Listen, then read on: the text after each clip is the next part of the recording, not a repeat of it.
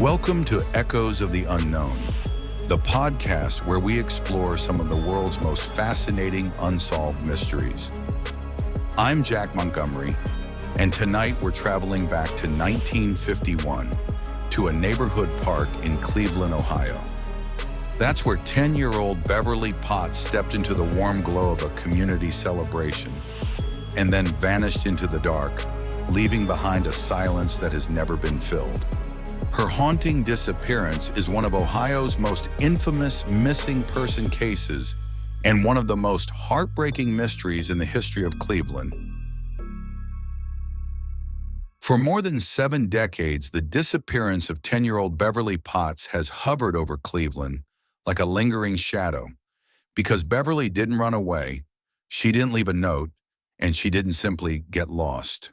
She was last seen in a place where families gathered, where children performed, where the whole point of the night was innocence. And yet, by the time the crowd went home, Beverly was gone.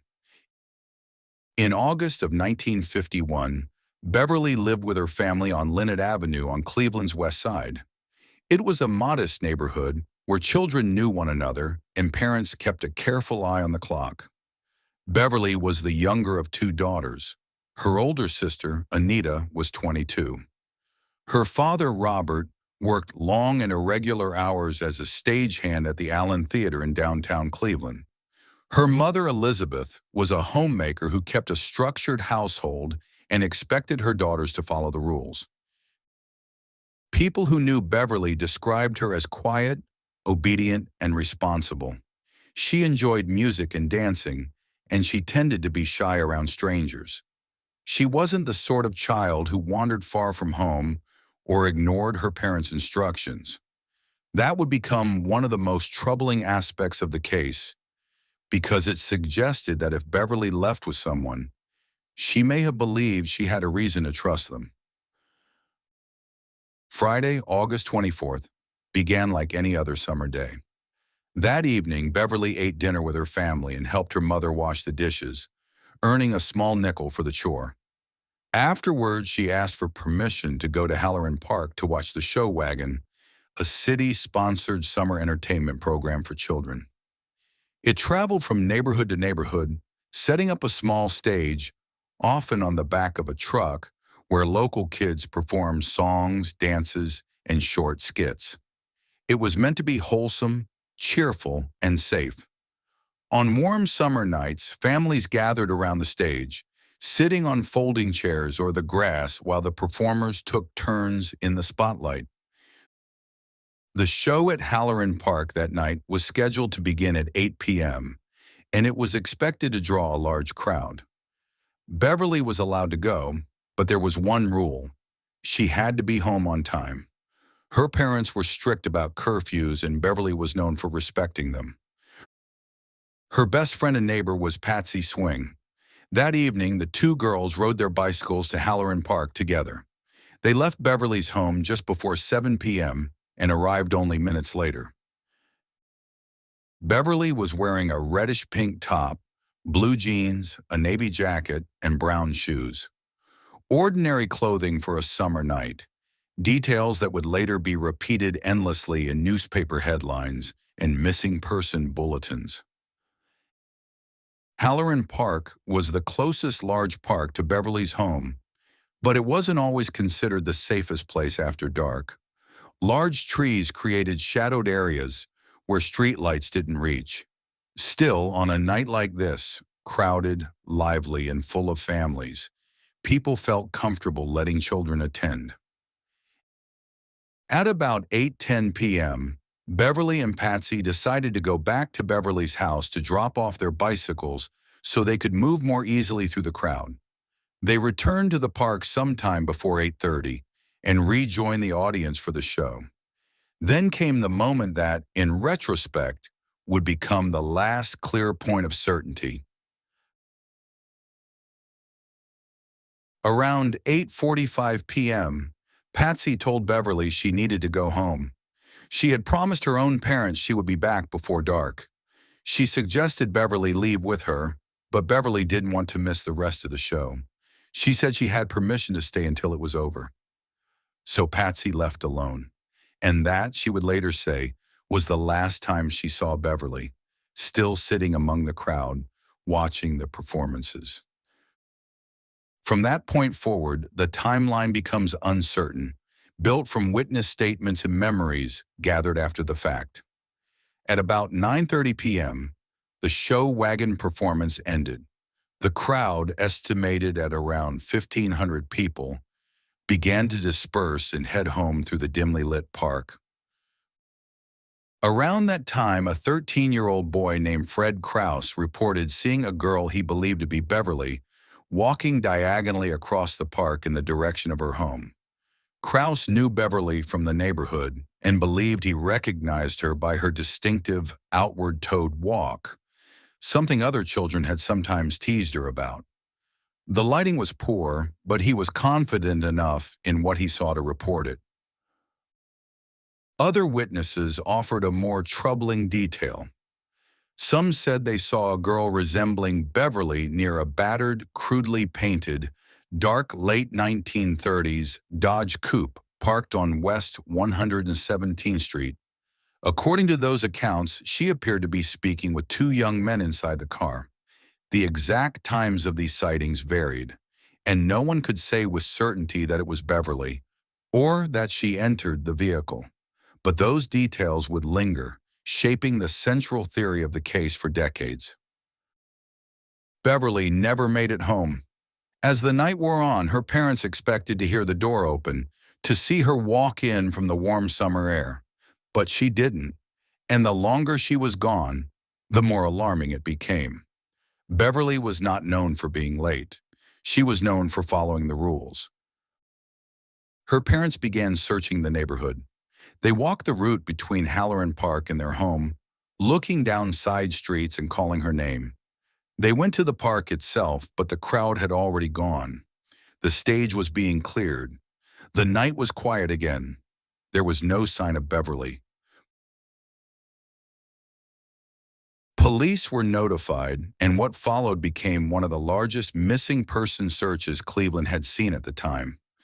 Officers and volunteers combed the park and surrounding neighborhoods. They searched vacant lots, alleys, and wooded areas. They questioned anyone who had attended the show. Bloodhounds were brought in. The dogs reportedly followed a scent trail away from the park before it faded, fueling the theory that Beverly may have been picked up in a vehicle. Investigators quickly leaned toward the idea of abduction rather than a runaway. Nothing in Beverly's behavior suggested she would have left voluntarily, and she had no reason to run away. By all accounts, her home life was stable and her parents were attentive. But the investigation faced a problem that would haunt it from the beginning. There was no physical evidence, no body, no confirmed crime scene, no forensic trail. Everything depended on what people thought they saw in the dark. In the early days of the search, detectives also noted something disturbing. The area around Halloran Park had seen a number of reported sexual assaults in the months leading up to Beverly's disappearance. Some had occurred in or near the park itself. Police questioned known sex offenders and suspects in the area, but those inquiries did not produce a clear answer. Newspaper coverage exploded. Beverly's photograph appeared on front pages. Her clothing description circulated across the region. Tips poured in, hundreds of them. Some people claimed to have seen her in other neighborhoods. Others reported suspicious men or vehicles. Investigators chased leads across Cleveland and beyond, but each one eventually faded. Within a week of Beverly's disappearance, the Potts family issued a heartbreaking public statement. They said they had come to believe she was likely dead and asked at the very least for the return of her body so they could give her a proper burial. The appeal went unanswered. In early September of 1951, one report briefly reignited hope. Witnesses claimed to have seen a human-shaped bundle floating in the Cuyahoga River, wrapped in cloth with what appeared to be hands and feet protruding. Police searched the area, but the object was never recovered, and the lead dissolved into uncertainty. As the years passed, the case resurfaced again and again, sometimes through legitimate leads, sometimes through hoaxes. Police investigated multiple suspects over the decades, including men with histories of sexual offenses or suspicious behavior in the area. Some gave inconsistent stories about where they had been that night. Some failed polygraph tests. Some left the neighborhood soon after Beverly disappeared. But none of those investigations produced the evidence needed to bring charges. Then one day, nearly 50 years after Beverly's disappearance, a new and unsettling development occurred.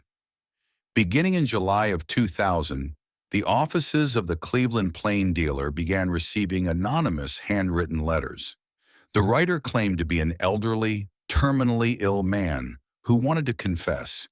He described luring Beverly into a vehicle, assaulting her, and disposing of her body in the Cuyahoga River.